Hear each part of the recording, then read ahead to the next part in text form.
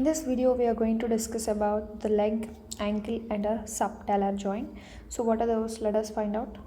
So, first, actually, there are, the leg has three compartments. The flexor compartment, which is actually in the back side of your leg, and the extensor compartment is on the anterior side, and you have a peroneal compartment, which is on lateral side. So, you can write over here the flexor compartment is on posterior side, and the extensor compartment is on anterior side. The peroneal compartment is on lateral side of the leg. So these are the three compartments of the leg. Now let us see about the sciatic nerve. The sciatic nerve, it's actually a branch from sacral plexus, and it has mainly two compartments, like two components. One is the tibial component and one is the common peroneal component. Because the sciatic nerve, it divides into the tibial nerve and common peroneal nerve, right? So actually the tibial nerve, its root value is L4, L5, S1, S2, S3, that is from L4 to S3. That too, it is coming from the ventral division, and it supplies mainly the hamstring muscles. So hamstring muscles are nothing but the muscles of posterior compartment of our thigh. That is our semimembranosus, semitendinosus, right? About them we already discussed in our previous videos. So hamstring muscles are the posterior muscles which are mainly supplied by the tibial compartment of ventral division of sciatic nerve, and its root value is L4, L5, S1, S2, S. So now coming to the common peroneal nerve. The common peroneal nerve root value is dorsal division of L4, L5, S1 and S2. So this common peroneal nerve mainly supplies the short head of biceps femoris. Okay, short head of biceps femoris is supplied by common peroneal nerve, but the tibial nerve supplies the hamstring muscles of the thigh, that is the posterior compartment. Okay, and short head of biceps femoris is also of course a muscle of posterior compartment, that is of hamstring muscle. Okay, but it is supplied by common peroneal nerve. Now coming to the upper angle of popliteal fossa. Actually at the region of upper angle of popliteal fossa, the sciatic nerve divides into the tibial nerve and the common peroneal nerve. Okay, so the tibial nerve and common peroneal nerve are formed at the site of popliteal fossa. Popliteal fossa I already showed in previous diagrams, like it is present in the posterior side of your knee joint, right? So tibial nerve is a nerve of posterior compartment of leg. So that is for the flexor compartment. I already discussed just now here. The flexor compartment is posterior compartment. So tibial nerve supplies the posterior compartment of leg, which is a flexor compartment. Whereas the common peroneal nerve, it winds around the neck of fibula. So it is winding around the neck of fibula and divides into two parts. One is the deep peroneal nerve, one is the superficial peroneal nerve. So this is like subdivisions within the sciatic nerve. So sciatic nerve in the popliteal fossa divide into tibial nerve and common peroneal nerve. Tibial nerve supply posterior compartment of the leg, whereas common peroneal nerve is around the neck of fibula, and it is again dividing into two parts. One is the deep peroneal nerve, one is the superficial peroneal nerve. Okay, deep peroneal nerve is a nerve of anterior compartment of leg, that is extensor compartment. So to the extensor compartment of the leg, the deep peroneal nerve supplies, and to the lateral compartment of the leg, that is to the peroneal compartment of the leg, superficial peroneal nerve supplies. Okay, so remember, deep peroneal nerve, superficial peroneal nerve are coming from common peroneal nerve, and this deep peroneal nerve supplies extensor compartment or anterior compartment of leg, whereas superficial peroneal nerve supplies the lateral compartment of leg, or also called as peroneal compartment. Why? Because it is also otherwise called as fibular compartment, because it's on the fibular side. Okay, so like this you can see the sciatic nerve is like it's on average it's covering all compartments of the leg, right? So tibial nerve, it's covering posterior compartment. Common fibular nerve, it's covering the anterior compartment and lateral compartment, right?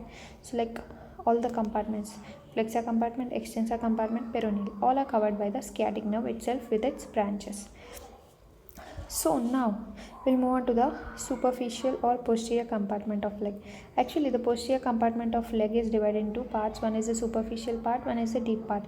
So let us see first the posterior compartment, two layers. One is the superficial, one is deep. Okay, so the superficial compartment of posterior compartment of leg have mainly three muscles in superficial muscles layer, namely two heads of gastrocnemius, one is plantaris, one is soleus. So to remember this superficial muscles of posterior compartment of leg, you can remember the mnemonic GPS. Okay, so GPS, gastrocnemius. Gastrocnemius in turn have two heads, one medial head of gastrocnemius, one lateral head of gastrocnemius, and P is for our plantaris muscle and S is for our soleus muscle. So these three muscles I will show you, okay, in the diagram. Before that, let us also see the sciatic nerve. I said in the sciatic nerve, in the popliteal fossa, it is dividing into tibial nerve and the common peroneal nerve. Okay. So in this diagram, it's very clear. You can see this is the tibia, the neck of fibula. At the neck of fibula, common peroneal nerve will divide into deep peroneal nerve, and so this is common peroneal nerve, and this is the superficial peroneal nerve, right? So the muscles which you can see here are the superficial muscles, that is the GPS muscles, gastrocnemius. This is medial head, lateral head of gastrocnemius muscle, okay, and there is plantaris muscle and there is soleus muscle. So these are the GPS muscles. Actually, this GPS muscles only form the tendocalcaneus, also called Achilles, which is useful for plantar flexion of your leg, that is foot, okay. So you need to note one thing, that the neurovascular structures are absent in the superficial posterior compartment of leg, okay. So if you see the superficial compartment of leg, you have only muscles, that is the GPS muscles, that is gastrocnemius, soleus, plantaris, but no neurovascular structures. Then where are the neurovascular structures? The neurovascular structures are present in the deep layer, okay. So what are the deep layer muscles, what are the neurovascular structure, we'll discuss, okay. So mainly two heads of gastrocnemius and soleus join together to form triceps surae. So there's a structure called as triceps surae. The name itself, you can see triceps means three are involved. What are those three? Two heads of gastrocnemius and one soleus, okay. So in this GPS muscles, as I said, two heads of gastrocnemius plus soleus, this together will form the triceps surae. So triceps surae mainly form the tendocalcaneus, also called Achilles tendon, as showed just now in the diagram, right? So this Achilles tendon mainly crosses the ankle joint behind. So anything which is crossing the ankle joint behind will cause flexure, especially it's behind, so it causes plantar flexion, okay.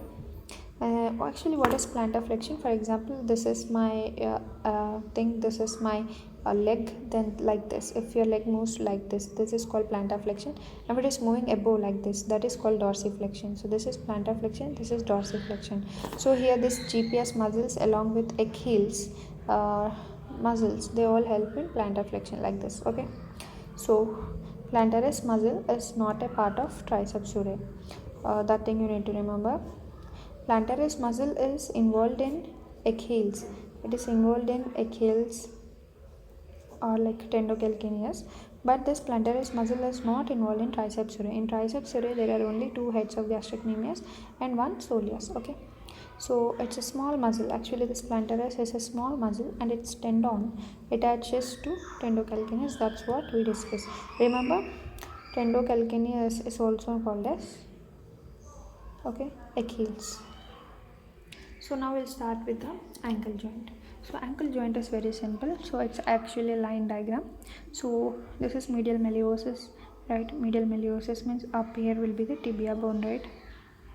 Tibia bone only continue down as medial malleosus. So after medial malleosus, like between medial malleosus and talus bone, you have a ankle joint, okay?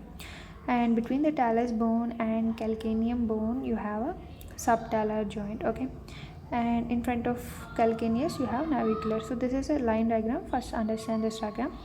So this is an ankle joint and this is a subtalar joint. Subtalar means below the talus, so the name subtalar joint. And you can see here one projection called sustentaculum talae. This sustentaculum talae is actually a medial projection from the calcaneus, okay. And just front of this, you can see a spring ligament.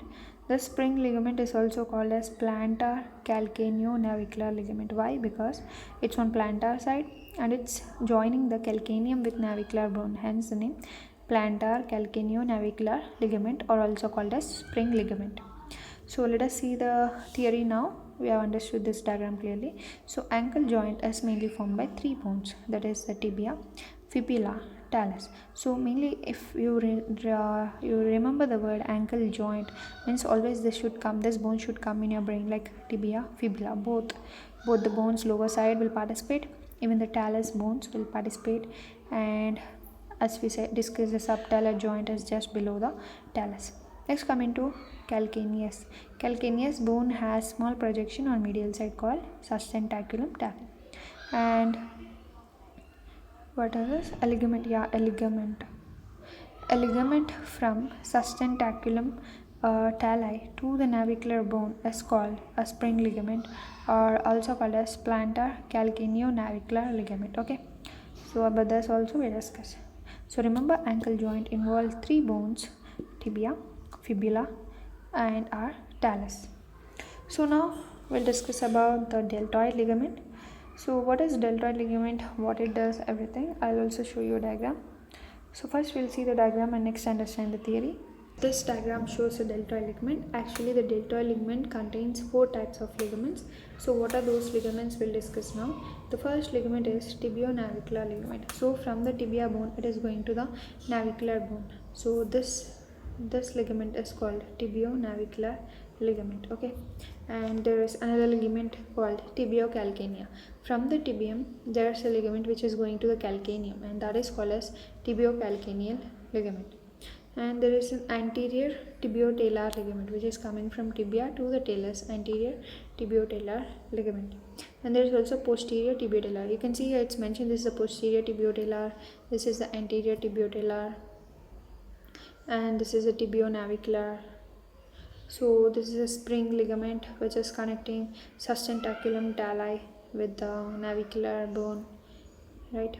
So these are the different ligaments which are mainly forming our deltoid ligament. So now we will see the theory part so that we can understand the deltoid ligament. It's actually a strong ligament, and why these ligaments are actually present: to strengthen the ankle joint, especially on medial side. So this thing you need to see, strengthen the ankle joint on medial side, that is important. And this deltoid ligament is present on medial side of ankle joint. All components of deltoid ligament are attached to tibia, especially like to the medial malleosus. Okay, tibia means, of course, tibia's lower part only forms medial malleosus, right? So you can say tibia or medial malleosus, both are right. So what are the components which are involved in this deltoid ligament? As we have shown in the diagram, tibio-navicular, from the tibia to the navicular bone, and this ligament will also blend with the spring ligament. Okay, and tibiocalcaneal, from the tibia to the calcaneum, and this is attached to sustentaculum tali. Next, coming to anterior tibiotalar, posterior tibiotalar. So this 4 ligaments all together are called deltoid ligament, and they mainly useful to strengthen the ankle joint. Okay, so deltoid ligament is mainly attached to the medial malleosus or tibia, also to the navicular ligament, also to the spring ligament, also to sustentaculum tali, that is a medial projection from calcaneum bone, and also to talus. So all these different bones, like total 5 bones are involved, and you can remember this as 5-4. Why? Because you have 5 bones in total involved in deltoid ligament, and you have 4 ligaments involved, right? Just now I discussed. So this is all about the deltoid ligament. So what are the movements of ankle joint? We already discussed about this plantar flexion, dorsiflexion. And what are the movements of subtalar joint? So ankle joint, you have this plantar flexion, dorsiflexion, but at the rate of the subtalar joint, if you remember, this one is subtalar joint. So the rate of subtalar joint, you have the movements like inversion and eversion. So for example, this is the foot. This is the medial side, this is the lateral side. So if my foot is moving this side, this is called inversion, and if my foot is moving this side, this is called eversion. So inversion is nothing but moving towards the medial side, eversion is nothing but moving towards the lateral side. So these are the movements which are going at the subtalar joint. So now let us see what is the clinical correlation related to this ankle joint. So pot fracture. Pot fracture is where the fibula is fractured above the intact distal tibiofibular syndesmosis. Actually, this is a fracture where the fibula is fractured above the distal tibiofibular syndesmosis, and deltoid ligament is ruptured here, and the talus is subluxed laterally. So let us see the diagram to understand this more clearly. So but you need to remember that here the deltoid ligament is affected. That's why this is a clinical correlation of deltoid ligament.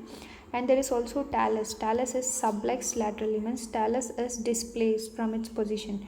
So let us check out this pod fracture diagram. So this is the pod fracture diagram. This is how you can see the talus is coming out from the normal position. It is displaced, or you can say subluxated. So till now we discussed on medial side of our ankle, right? On the medial side we have discussed about the deltoid ligament. Now we'll discuss about the lateral side. On the lateral side you have mainly what type of ligaments, everything we'll discuss. So now let us discuss about the lateral view of ankle joint. So actually the ankle joint is strengthened laterally.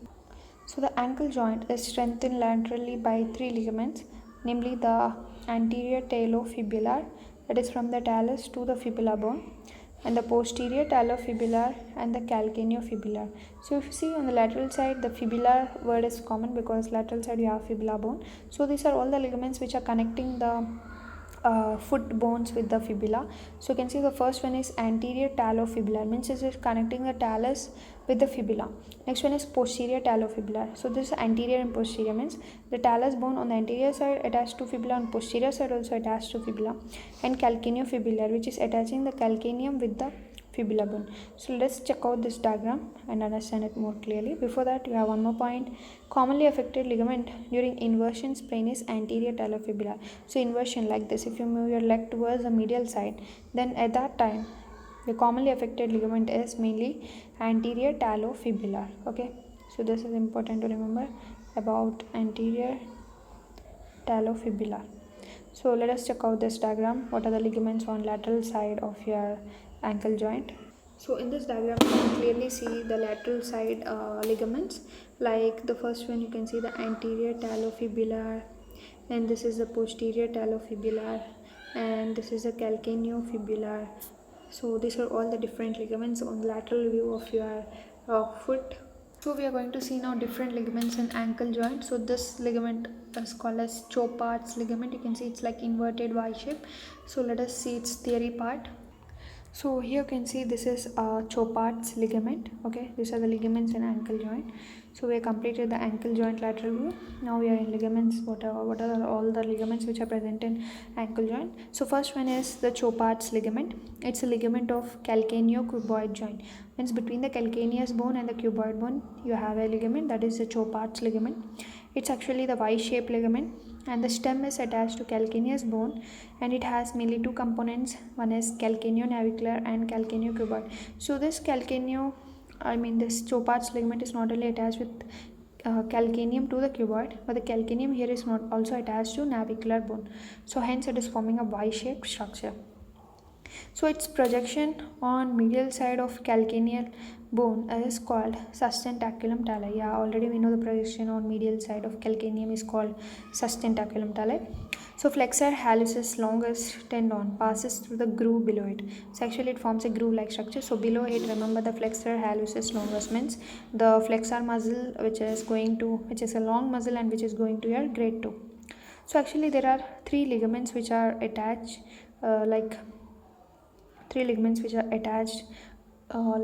to this ligament. First one is a deltoid ligament, second one is spring ligament, third one is talocalcaneal ligament. Okay, so tarsometatarsal joint ligament. So what is this? It's the strongest ligament. It is also called Lisfranc ligament, and it extends from medial cuneiform to second metatarsal bone. I'll show you the diagram. You can see here the three ligaments which I mentioned. One is the deltoid ligament, one is a talocalcaneal ligament, and one is a spring ligament. Okay, so the Lisfranc ligament, or the strongest tarsometatarsal joint ligament, is this one. It is extending from medial cuneiform to the second metatarsal, right? This one. So here you can see the deep compartment muscles of posterior compartment of leg. One is flexor hallucis longus going to great toe, flexor digitorum longus going to other four toes, and the tibialis posterior. Okay, so let us see what is its theory part. So here you can see the deep posterior compartment of leg. Actually there are like four muscles. It is a flexor hallucis longus. Even popliteus is part of it. I didn't show in that diagram. Of course popliteus is near to the popliteal fossa. Okay, and you have tibialis posterior, flexor digitorum longus. So let us understand the popliteal muscle origin. It is coming from lateral femoral condyle, and its tendon is intracapsular. It is inserting into the posterior surface of tibia, and the nerve supplying it is tibial nerve. And the action, as it crosses the knee joint behind, so it does the flexion of knee, and it also initiates the unlocking of the knee. And it's in, so you can see in your body only you have the two intracapsular tendons. One is the popliteus, just now we are seeing, and the second one is the long head of biceps. Okay, so these are only two tendons in our body which are intracapsular. So this is about popliteus muscle. Now let us understand what is the locking and unlocking of the knee joint. So the locking of the knee joint is mainly done by femur. Actually, femur, when it is rotating internally or medially over the tibia, it leads to a locking of the knee joint. So how to remember this? Like a person is going to jail, you want to lock him, so you will go inside, then you lock. So like that, the femur is going in internally or medially over the tibia, and it is getting locked. So the muscle which is helpful for this locking, that is the pole is here, who is locking the criminal is quadriceps femoris, which helps in locking the knee joint. So the unlocking, so when you are removing a person from the jail, then you will unlock, so you will move externally. So like that you can remember, femur rotates laterally or externally over the tibia, and here the popliteal muscle helps. So here now the P4P popliteal muscle is polus. Okay, so popliteal muscle helps in unlocking the knee joint. So for locking you need quadriceps femoris, for unlocking you need popliteal muscle.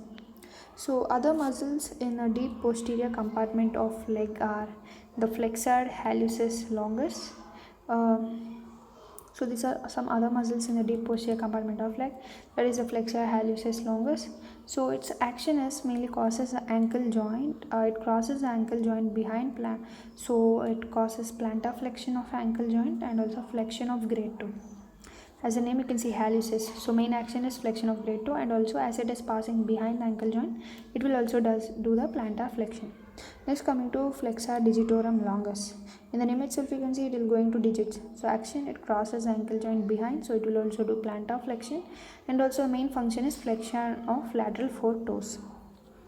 Next, coming to tibialis posterior, its action is it crosses the ankle joint behind, so it also does plantar flexion of ankle joint, and the main function is inversion of subtalar joint. Remember always, the muscles which are present on medial side do the inversion, and the muscles which are on lateral side will do the eversion.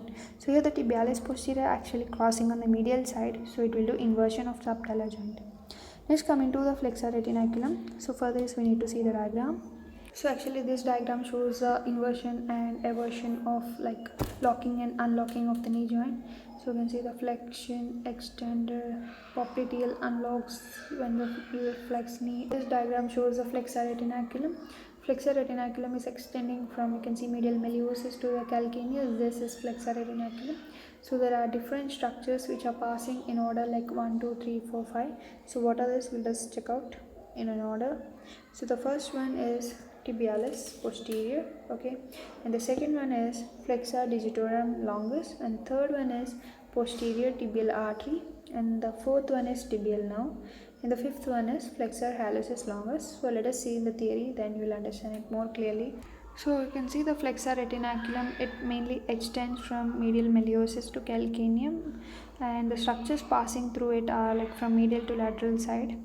So first passes tibialis posterior, next flexor digitorum longus, next the posterior tibial artery, next comes tibial nerve, next comes flexor hallucis longus. So these are the 5 structures which are passing below the flexor retinaculum.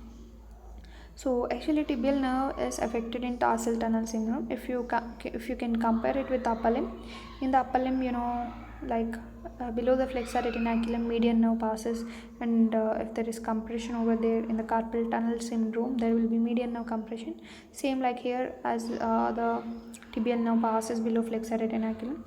If there is any compression in the tarsal tunnel syndrome, the tibial nerve is affected. So tibial nerve, after passing below flexor retinaculum, it enters the sole and divides in turn into the medial and lateral plantar arteries, plantar nerves. This is important. Actually, tibial artery also will divide into medial and lateral plantar arteries, the same name. Okay. So mainly this tibial nerve, this medial and lateral plantar nerves give both motor and sensory supply to the sole. So now coming to FTL, that is the flexor digitorum longus tendon and flexor hallucis longus tendon. Both cross over at the navicular bone and they called as master knot of Henry. So what is this master knot of Henry? I will show you. So at this region you can see there is some crossing over between the flexor digitorum longus and flexor hallucis longus and forming a knot-like structure. This is called as master knot of Henry. And you can see here how the tibial nerve is divided into the medial plantar nerve and the lateral plantar nerve. So in this diagram you can clearly see the master knot of Henry here. This one. This is the flexor digitorum longus. This is the flexor hallucis longus here. So I think now you can see the diagram clearly. This is flexor digitorum longus, flexor hallucis longus. They both form knot-like structure called master knot of Henry. So there's another diagram to check master knot of Henry. This is flexor digitorum longus tendon, flexor hallucis longus tendon. Both form a knot-like structure, master knot of Henry. So here you can see the synovial sheet of these tendons. If they are inflamed, then they may get enlarged and compress the medial plantar nerve. We are talking about this master knot. If they get any inflammation, then the medial plantar nerve will be affected. Now let us see what is inversion and eversion of movement. It mainly occurs by means of three joints. One is by subtalar joint, one is by talocalcaneonavicular joint, one is by transverse talar joint. But among all this, the primary and most common and most important joint is subtalar joint, which is causing this inversion and eversion movements. So what is inversion? What is eversion? Inversion is a medial turning of the sole. For example, this is the sole like this. If it turns medially, that is called medial eversion of sole, and it is done by tibialis posterior and tibialis anterior. Eversion is lateral turning of the sole and it is done by peroneus longus, peroneus brevis. So how to remember these muscles? You can see here peroneus longus, brevis. These are both lateral compartment muscles, so they lead to eversion lateral side. Inversion medial side, so medial compartment muscle tibialis posterior, tibialis anterior. So what is anterior compartment of leg? What are the muscles? Actually anterior compartment is extensor compartment. So it is supplied by deep peroneal nerve, which is a branch of common peroneal nerve, and is also a nerve of anterior compartment. So what are the muscles in the anterior compartment? Of course, according to the name, tibialis anterior. Its action is crosses the ankle joint in front, so it does the dorsiflexion of ankle joint. Dorsiflexion means like this, upward, and it does inversion like this towards medial side. So there is what is this? Tibialis posterior. But if you see tibialis posterior, it does plantar flexion and inversion, and it is supplied by tibial nerve but not by deep peroneal nerve. So you need to remember this. Next, the anterior compartment muscle is extensor digitorum longus. So this action is it crosses the ankle joint in front. So of course dorsiflexion of ankle joint and also extension of lateral foretoes because it's a digitorum. So it goes to the lateral foretoes. So next you have extensor hallucis longus. So its action is it crosses the ankle joint in front. So it does the dorsiflexion of ankle joint and also extension of great toe because it's hallucis. So mainly extension of great toe. Next coming to peroneus tertius. It's actually a small muscle. Its action assists in eversion. Eversion means like this towards lateral side. Now let's check out the clinical correlation. So injury of the deep peroneal nerve cause foot drop. This is important. Dorsiflexion is not possible because there is no deep peroneal nerve. Okay. So deep peroneal, actually if anyone asks what is foot drop caused by, deep peroneal nerve is greater than common peroneal nerve. Okay. Now coming to extensor retinaculum, actually it has two bands. One is the superior band, one is the inferior band. The superior band extends from anterior border of tibia to anterior border of fibula.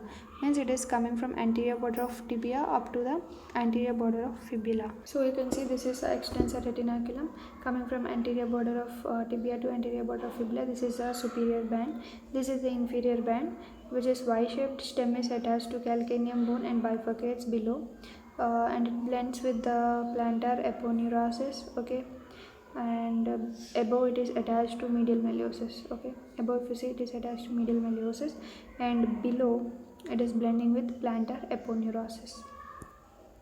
So you can see here this is extensor retinaculum, two bands, superior inferior. Superior extend from anterior border of tibia to anterior border of fibula, whereas inferior is Y-shaped. Stem is attached to calcaneum and it bifurcates into above, below. Below blend with plantar aponeurosis, above attached to medial meiosis. I showed this in diagram. Now let us see the lateral compartment of leg, the last part. So the lateral compartment of leg is also called as peroneal compartment because it is on fibula side, also called fibular compartment. Okay, so the nerve which is supplying is of course the superficial peroneal nerve. Even in cutaneous supply we are seeing the same nerve supplies the lateral side of a leg. So there are mainly two muscles, that is the peroneus longus and brevis. So these are only the two muscles on the medial side, lateral side. So action of these two muscles is eversion of subtalar joint. So eversion is this side. Okay, so eversion of subtalar joint. So I will show this diagram. So here you can see clearly the two muscles, the peroneus longus and peroneus brevis. So next we are going to discuss about cutaneous distribution of the dorsum of foot. So you can see mainly the lateral side is supplied by saphenous nerve, which is the longest cutaneous nerve because it is coming from adductor canal and going up to like ball of the great toe. Okay, and this whole dorsum of foot is supplied by superficial fibular nerve. Only this first web space is supplied by deep fibular nerve, and this like lateral side of the little toe is supplied by sural nerve. Okay, so this is about cutaneous supply of dorsum of foot. So you can clearly see here the cutaneous innervation of dorsum of foot. Entire dorsum supplied by superficial peroneal nerve except first web space supplied by deep peroneal nerve. Lateral most aspect of foot is supplied by sural nerve. Saphenous nerve, it's a branch of internfemoral nerve. Of course, it's coming from the posterior division of femoral nerve, right? And it supplies the medial aspect of leg up to the ball of great toe, and it is the longest cutaneous nerve. So by this we have completed this lesson. Actually it's like a quick revision because already about all this topics in very much detail I have discussed in my every video, like in very much detail. So this is like a very fast revision because already I completed everything. So if you can understand this, then don't forget to like, share and subscribe.